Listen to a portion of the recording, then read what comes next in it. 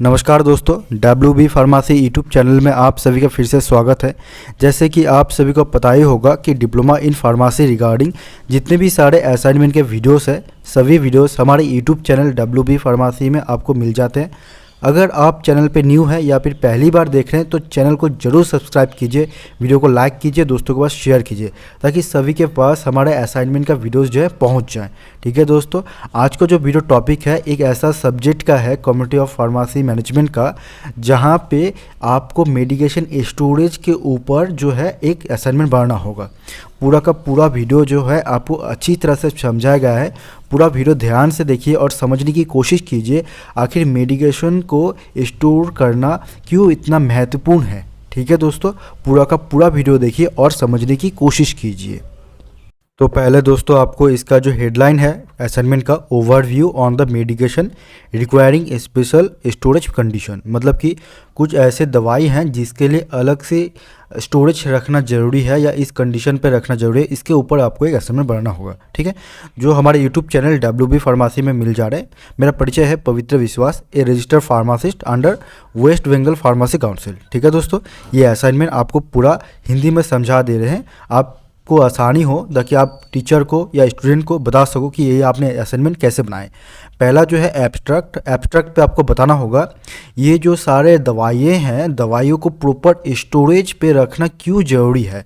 इसका छोटा सा एक समरी है, उसको आपको बताना है कि एब्स्ट्रैक्ट पे। ठीक है दोस्तों, स्टोरेज क्यों इतना इंपॉर्टेंट है ड्रग कंट्रोल सिस्टम पे। उसके बाद दोस्तों इंट्रोडक्शन पे आ गया। इंट्रोडक्शन पे बताना होगा कि ये ड्रग स्टोरेज जो है ये फार्मासिस्ट का ही एक इम्पॉर्टेंट रिस्पॉन्सिबिलिटीज़ है। ये फार्मासिस्ट को ही पता होगा कि एक दवाई का कितना टेम्परेचर पे रखना ज़रूरी है, कौन से कंडीशन पे रखना ज़रूरी है और कहाँ रखना ज़रूरी है, ये अच्छी तरह पता होना चाहिए। ठीक है दोस्तों, अगर ठीक से स्टोरेज पे दवाई को नहीं रखा जाएगा तो उस दवाई के कारण कुछ रिएक्शन हो सकते हैं या गलत जगह पे रहने से गलत पेशेंट को मेडिसिन डिस्पेंसिंग हो जाएगा, है ना। तो उसके बाद नंबर 3 पे आ गया डिफरेंट फार्मास्यूटिकल प्रोडक्ट स्टोरेज। बहुत सारे दवाई है अलग अलग कैटेगरी के, सबका रखने का स्टोरेज जो है बिल्कुल अलग सा है। सॉलिड डोसेज फॉर्म का जो ड्रग है उसको अलग रखेंगे, लिक्विड डोसेज का फॉर्म जो है उसको अलग रखेंगे, वेवर्स का जो है गैसेस फॉर्म का उसको अलग से रखेंगे, सबका चीज़ें अलग से रहेंगे। कुछ ड्रग्स जो है हैंडलिंग के पर्पस अलग जगह पे रखते हैं, कुछ ड्रग हैं जो ग्लास के बने रहते हैं उसको अलग से रखेंगे। ठीक है, उसके बाद दोस्तों यहाँ पे आप देख सकते हो कि sanitation, temperature, light, moisture, ventilation, ये सभी चीज़ें जो हैं ये कुछ फैक्टर्स हैं। ठीक है, उसके बाद डिफरेंट फार्मास्यूटिकल प्रोडक्ट स्टोरेज है जो temperature on the basis of stability studies as given view. कुछ चीज़ें हैं जो टेम्परेचर के ऊपर डिपेंड करके ड्रग को रखा जाता है। जैसे फ्रीजर आ गया, कोल्ड आ गया, कोल्ड में हम रखेंगे 8 डिग्री से ज़्यादा टेम्परेचर नहीं रहेगा, 2 डिग्री से 8 डिग्री को कहेंगे हम कोल्ड टेम्परेचर। और पहला जो था फ्रीजर को कहेंगे up to 25 degree Celsius. Cool में रहेगा 8 डिग्री से 15 डिग्री सेल्सियस तक टेम्परेचर रहेगा।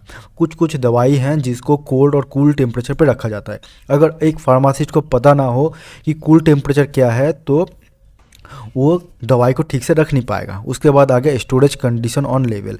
हर एक दवाई के ऊपर लिखा हुआ रहेगा कि ये दवाई का लेवल जो है कंडीशन स्टोरेज, ये स्टोरेज कंडीशन पे रखना चाहिए। जैसे टैबलेट का हो गया, टैबलेट को रखना पड़ेगा store in cool place, protect from light and moisture. ये हर एक दवाई का सेम कैटेगरी है, लेकिन टैबलेट का ये है, कैप्सूल का भी सेम है। इमल्शन जो है 2 फेज़ का होता है, ये सस्पेंशन हो गया। उसके बाद दोस्तों आप देख सकते हो स्टोरेज ऑन ओइनमेंट का जो है उसको कूल प्लेस पे रखा जाएगा। और ओइनमेंट तो क्या है आपको पता ही होगा। ठीक है, हाई टेम्परेचर पे नहीं रहेंगे, सनलाइट से प्रोटेक्ट करना पड़ेगा। उसका स्टोरेज ऑफ पेस्ट का जो स्टोरेज है उसको भी कूल प्लेस पे रखना होगा।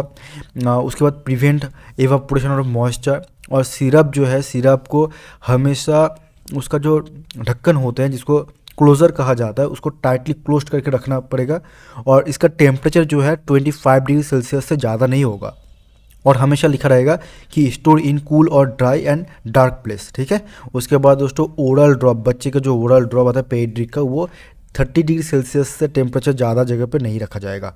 ठीक है, अगर रखा गया है तो उसका दवाई का जो है एक्टिव इंग्रेडिएंट्स उसका चेंजेस हो सकता है, रिएक्शन हो सकता है विथ सनलाइट। उसके बाद स्टोरेज ऑफ इंजेक्शन को 30 डिग्री सेल्सियस या 25 डिग्री सेल्सियस से नीचे रखा जाता है। उसके बाद कुछ आगे कंटेनर्स और कंटेनिंग लेवलिंग, ठीक है, यहाँ पे आपको बताना होगा कि डू नॉट फ्रीज और टाइम टू टेम्परेचर, ये सब कुछ लिखा हुआ रहता है। उसके बाद आगे स्टोरेज एरिया कहाँ पे हम लोग रखेंगे, कुछ दवाई हैं जो इसको हम ज़्यादा अमाउंट पे उसको अलग से रखेंगे। उसका डोसेज फॉर्म किस टाइप का होगा, सॉलिड, लिक्विड, सेमी सॉलिड या फिर ग्लास कंटेनर, ये सभी को रखा जाएगा अलग अलग जगह पे। उसके बाद दोस्तों आ गया वैक्सीन स्टोरेज, जो है वैक्सीन जो हम लोग यूज़ करते हैं, जैसे कि टीटनस भी एक वैक्सीन हो गया, उसको कौन से टेम्परेचर रखा जाएगा। जैसे हो गया refrigerator 2 degree to 8 degree Celsius, उसको फ़ारेनहाइट में कहेंगे तो 35 degree to 46 degree Fahrenheit, freezer पे -15 डिग्री सेल्सियस और कोल्डर 5 डिग्री और कोल्डर, ठीक है। उसके बाद कंक्लूजन पे आपको बताना होगा ये प्रॉपर जो मेडिकेशन स्टोरेज जो कंडीशन है, इसको अगर ठीक से रखा नहीं गया तो ड्रग का केमिकल रिएक्शन हो सकता है या फिर कुछ चेंजेस हो सकते हैं। वैक्सीन को अलग से रखा जाएगा, बायोलॉजिकल, नॉन बायोलॉजिकल, जो सभी वैक्सीन्स है, ड्रग्स है, सभी को अलग अलग जगह पे रखा जाएगा, कैटेगरी वाइज, यूज़ वाइज, उसके बाद स्टोरेज वाइज, सभी अलग अलग चीज़ों पे रखा जाएगा। तो ये आपको कंक्लूजन पे बताना है, जो कि हमारे यूट्यूब चैनल WB फार्मेसी पे आपको अच्छी तरह से समझा दिया गया है। और आप चाहो तो स्क्रीनशॉट लेके रख चुके हो या फिर आपको वीडियो डिस्क्रिप्शन पे इसका PDF लिंक जो है मिल जाएगा, ठीक है दोस्तों। तो ऐसा वीडियो देखने के लिए बने रहिए, साथ जुड़े रहिए, और भी असाइनमेंट होगा हमारे यूट्यूब चैनल WB फार्मेसी में, प्लेलिस्ट पे जाके आप चेक कर सकते हैं, ठीक है दोस्तों। धन्यवाद पूरा वीडियो देखने के लिए।